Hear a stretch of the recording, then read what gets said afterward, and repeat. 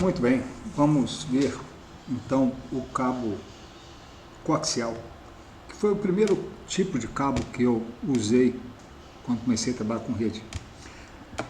Também foi basicamente o primeiro tipo de cabo que surgiu quando começou a implementação das redes de computadores. Isso é fácil de entender, porque quando o pessoal começa a desenvolver uma tecnologia, eles não fazem isso do zero. É difícil. Tem algumas coisas que eles têm que criar nova, do zero, para poder avançar, passar limites. Mas, basicamente, quando você começa a estudar, você pega o que já existe para você tentar ver se aquilo ali, se a ideia que você tem a partir daquilo vai funcionar. Assim foi com a rede de computadores. Já se usava cabo coaxial nas redes de TV a cabo. Ora, o sinal de TV basicamente é sinal de informação. Aí o cara logo pensou assim, ó, por que eu só posso mandar o sinal de TV, por que eu não posso mandar o sinal de computador, coisa e tal? Vamos testar. A grande diferença que aconteceu foi a seguinte.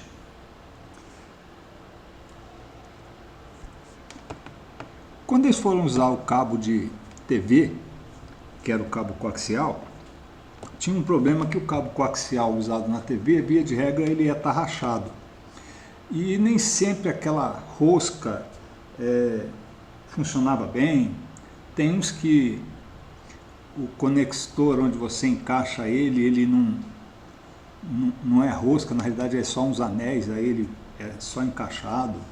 Tem umas diferençazinhas lá que de repente para o computador não era muito legal.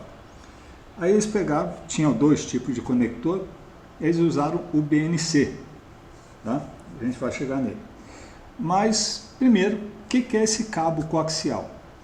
É esse cabo aqui, que tem um condutor central, o chamado dielétrico, que é um isolamento flexível.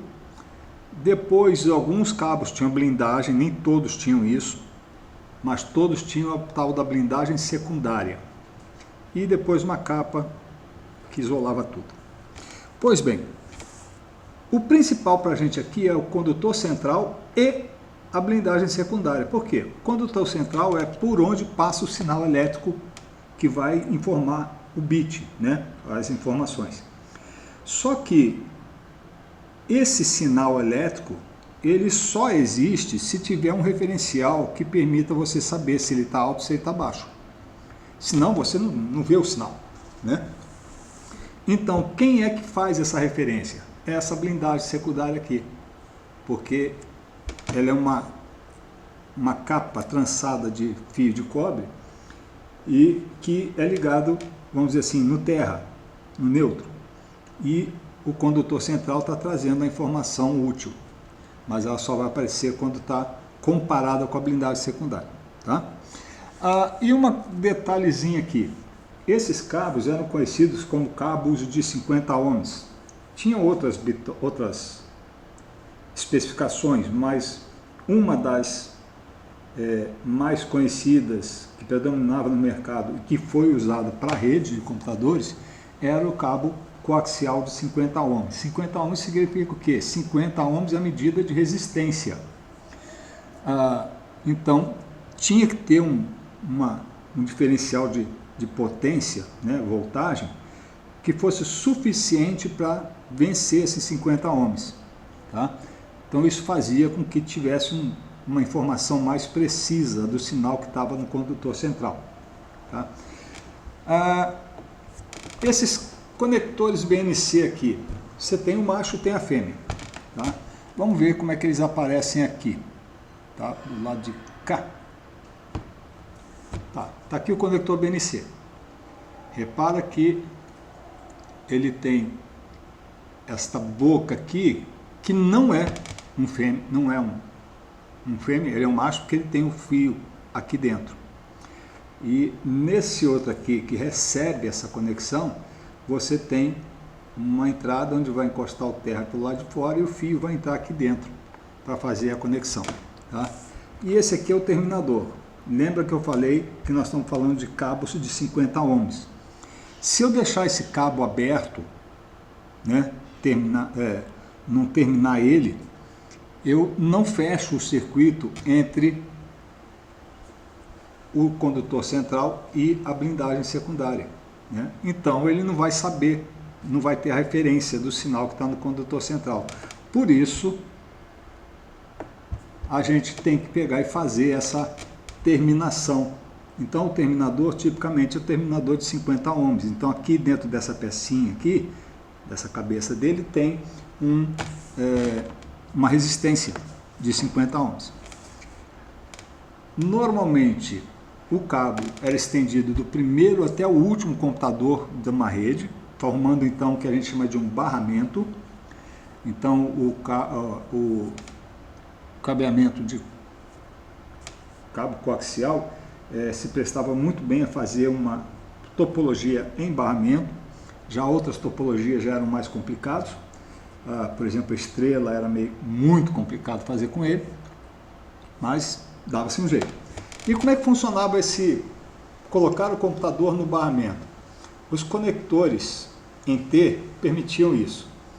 Essa ponta aqui, mais larga, que é o conector macho, ela encaixa numa ponta igual essa fina do T aqui, que fica na placa de rede ou no computador. E aí ele fazia a conexão ali e passava o sinal de um lado para o outro. Tá? Então esse cabo que aparece aqui com o título de conector BNC é só a ponta dele. Você vê que está um cabo preto saindo lá atrás. Então isso aqui é a ponta conectorizada com o conector BNC de um cabo coaxial. Eu vi gente pegar e ligar isso aqui diretamente, o conector BNC, diretamente na placa de rede e não usar o terminador. Inclusive eu não vi ele deixar de funcionar por causa disso. Eu vi gente que pegava e botava um pedacinho de cabo com o terminador na ponta para poder fazer a terminação do meu barramento. Também não piorava nem melhorava nada, simplesmente funcionava bem. Tá? O que você não podia fazer é colocar um T desse aqui, conector T, na placa de rede do computador e ligar o cabo só em uma ponta e nem colocar o terminador na outra. Tá? Você podia botar o terminador na outra, ele encaixava diretamente no conector, ou você pegava e colocava o cabo de rede, conector BNC, dos dois lados do T para poder botar um computador no meio da rede. Tá? Aqui tem duas coisas. Primeira coisa é que o comprimento total de um barramento era limitado. Se eu não me engano, sei lá, eu lembro vagamente de 200 metros, 100 metros, 60 metros, eu não lembro qual é a medida. Tá? Mas tinha uma limitação, você não podia pegar e fazer um barramento, você não podia fazer uma rede com comprimento exagerado, porque senão simplesmente você perdia sinal e a comunicação não acontecia, então a rede não funcionava. Tá? A segunda coisa é que todo o processamento para reconhecer o funcionamento da rede era feito no computador. Se eu soltasse esse T da placa de um computador, mesmo que eu tivesse um cabo passando pelas duas pontas dele ali no conector T, no final das contas eu teria meu barramento aberto, porque eu abriria a conexão desse conector BNC macho, né? Ele passaria o barramento pelo T, ou seja, pelos conectores fêmea, mas eu estaria abrindo esse barramento no conector macho que ele desencaixou da placa do computador. Tá? E isso dava uma confusão, porque quebrava a rede parava de funcionar, né? O sinal ficava aberto, dava problema. Aí o pessoal, para tentar resolver isso e melhorar o desempenho da rede, porque tinha um detalhe, esse cabeamento ele aguentava até 10 megabits por segundo, nunca passava disso, porque a frequência que ele podia trabalhar basicamente era essa. Ele só podia transmitir de um lado para o outro de cada vez, e não podia transmitir de volta ao mesmo tempo, não era síncrono, né? É o que a gente chamava de half duplex, ou meio duplex, porque ele passa só para um lado, ele passa para os dois lados, tá? Mas não passa para os dois lados ao mesmo tempo. Uma hora ele passa para um lado, outra hora ele passa para o outro lado. Tá? Então, para a parte de reconhecimento, quando a máquina não está na rede, o pessoal criou o conceito, criou um equipamento chamado hub, que é basicamente um concentrador. Nós vamos ver o hub quando a gente for estudar os ativos de rede. Por que chama ativo, professor? Simplesmente porque o cabo é o passivo. O cabo não faz nada, ele não tem... Ele apenas deixa o sinal que você põe nele e sai do outro lado, só isso. Ele é um canal de passagem.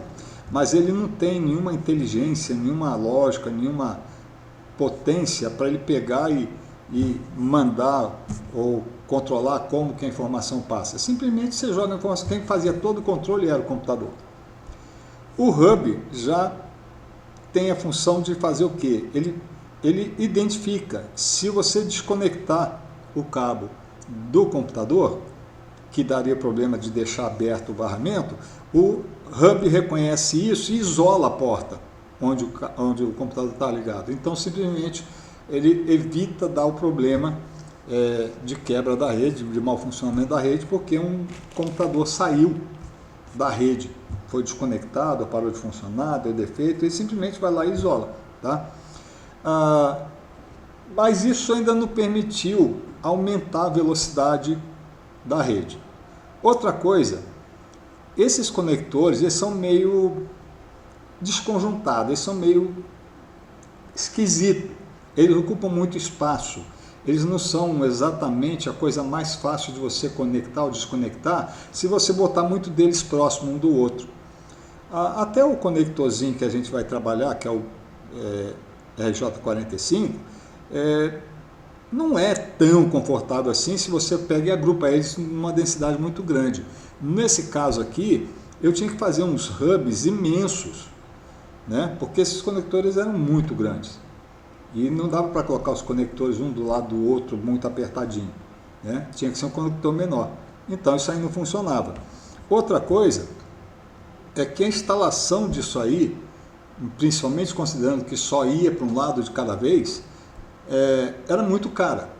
E aí o pessoal falava assim, eu queria aproveitar a instalação para fazer outras coisas. Que coisas? Telefonia. Já existia sistema de telefone nas empresas, nas organizações, nos prédios, né? Então, para funcionar essa rede com as conexões de telefone, esse cabo aí já não servia, o cabo de telefone era diferente.